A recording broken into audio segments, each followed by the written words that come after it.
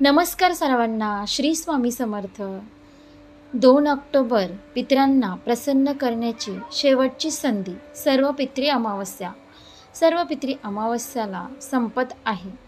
अशा स्थितीत पितरांना शांत करण्याची ही शेवटची संधी आहे.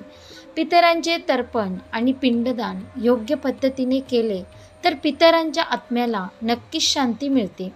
अशा परिस्थितीत सर्व पितरी अमावस्येला पितरांची नाराजी दूर करण्याचे उपाय जाणून घेऊया.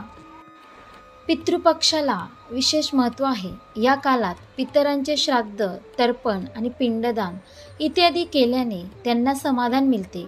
सर्व पितरी अमावस्येला ज्या मृत कुटुंबातील सदस्यांची मृत्यूची तारीख आपण विसरलो आहोत किंवा ज्यांचा मृत्यू अमावस्या, पौर्णिमा किंवा चतुर्दशी तिथीला झाला आहे त्यांच्यासाठी श्राद्ध केले जाते. पूर्वजांच्या निरोपांचा कालही मानला जातो. 1. सर्व पितरी अमावस्येला संध्याकाळी घराच्या ईशान्य कोपऱ्यात गाईच्या तुपाचा दिवा लावावा. दिव्यात लावण्यासाठी लाल रंगाची वात वापरावी. तुम्ही कापसाची वात बनवल्यावर त्यास कुंकूने लाल रंग देऊ शकता.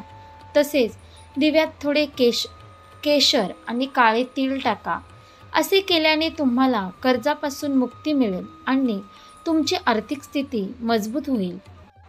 2. नोकरीच्या शोधात असणाऱ्यांनी सर्व पितरी अमावस्येच्या दिवशी आपल्या घरातील मंदिरात स्वच्छ लिंबू ठेवावा. नंतर रात्री 7 वेळा दृष्ट काढावी. यानंतर लिंबूचे 4 समान भाग करा आणि चौकात जाऊन चारही दिशांना एक एक फोड फेकून द्या. असे केल्याने करिअरमध्ये प्रगतीची शुभ शक्यता निर्माण होईल असे सांगितले जाते.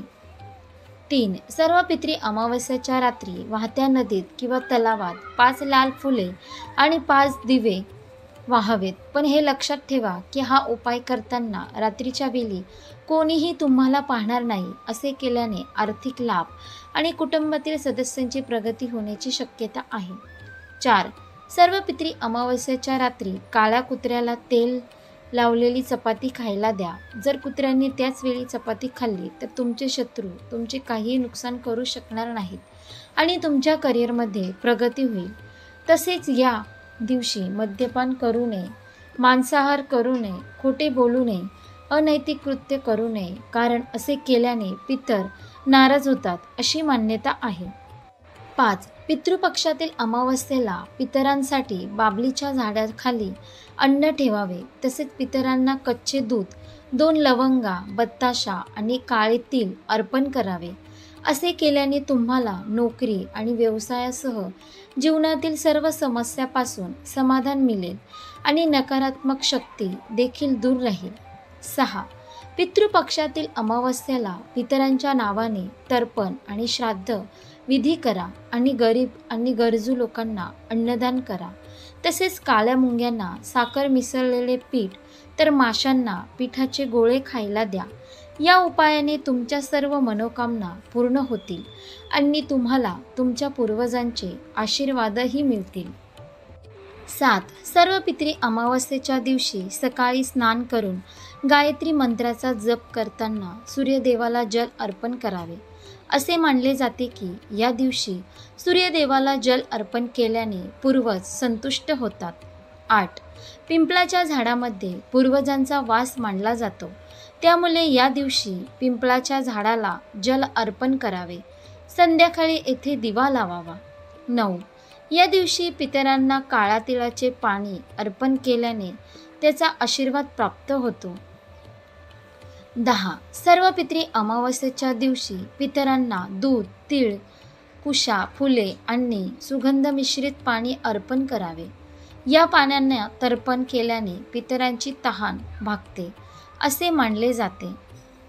11. या दिवशी गाईला हिरवा पालक खाऊ घालणे खूप शुभ मानले जाते. हा उपाय केल्याने गायीसह सर्व देवी देवतांचे आशीर्वाद प्राप्त होते. तसेच पूर्वज प्रसन्न होऊन धनसमृद्धीचे आशीर्वाद देतात. 12. जर पितृपक्षांच्या 15 दिवसात तुम्ही तर्पण करू शकला नाही तर सर्व पितरी अमावस्येला तर्पण करून तुम्ही तुमच्या पितरांना प्रसन्न करू शकता. 13 असे मानले जाते की तर्पण केल्याने त्यांना मोक्ष प्राप्त होतो. 15 पितृपक्षात दानाचे खूप महत्त्व आहे. सर्व पितरी अमावस्येच्या दिवशी ब्राह्मणांना भोजन दिल्यानंतर त्यांना दान द्यावे. 15 या दिवशी चांदीचे दान करणे उत्तम मानले जाते. पूर्वज यावर समाधानी असतात. 16 सर्व पितरी अमावस्येच्या दिवशी पूर्वजांचा निवास पिंपळाच्या झाडात असतो. त्यामुळे पिंपळाच्या झाडावर कच्ची लस्सी, साखर, तांदूळ, दूध, काळे तीळ आणि फुले अर्पण करा. ओम पितृभ्य नमः, ओम पितृभ्य नमः मंत्राचा जाप करून 11 प्रदक्षिणा घाला. त्यानंतर पितृसूक्ताचं पठण करा. संध्याकाळी पिंपळाच्या झाडाखाली दिवा प्रज्वलित करून काळे तीळ अर्पण करा. यामुळे तुमच्या वाटेतील अडचणी दूर होतील आणि पूर्वजांची कृपादृष्टी तुमच्यावर कायम राहील. 17 सर्व पितरी अमावस्येला 2 पूर्वजांच्या नावाने लोकांना जेवण द्यावे किंवा गरजूवंतांना खाऊ घालावे. मुंग्यांना गोड पीठ किंवा माशांना पिठाचे गोळे खायला द्यावेत. हे उपाय केले तर तुमच्या सगळ्या इच्छा पूर्ण होतात. 18 सर्व पितरी अमावस्येच्या दिवशी काळ सर्प दोषापासून मुक्ती मिळवण्यासाठी सकाळी स्नान आणि ध्यान करून चांदीच्या नागाची पूजा करावी.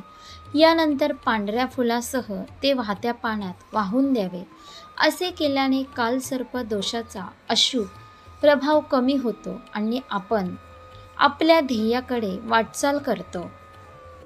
अशा प्रकारे आपण पाहिलं सर्व पितरी अमावस्यांना 2 ऑक्टोबर पितरांना प्रसन्न करण्याची शेवटची संधी. हे उपाय नक्की करून पहा. पितरांचे तर्पण आणि पिंडदान योग्य पद्धतीने केले तर पितरांच्या आत्म्याला नक्कीच शांती मिळते. अशा परिस्थितीत सर्व पितरी अमावस्याला पितरांची नाराजी दूर करण्याचे उपाय आज आपण पाहिले. आशा करते तुम्हाला ही व्हिडिओ नक्की आवडली असेल तर लाईक करा, शेअर करा आणि आपल्या योगेश्वर कृपा या चॅनलला सबस्क्राईब करा. भेटू एका पुढच्या नवीन व्हिडिओमध्ये. धन्यवाद. श्री स्वामी समर्थ. जय जय स्वामी समर्थ.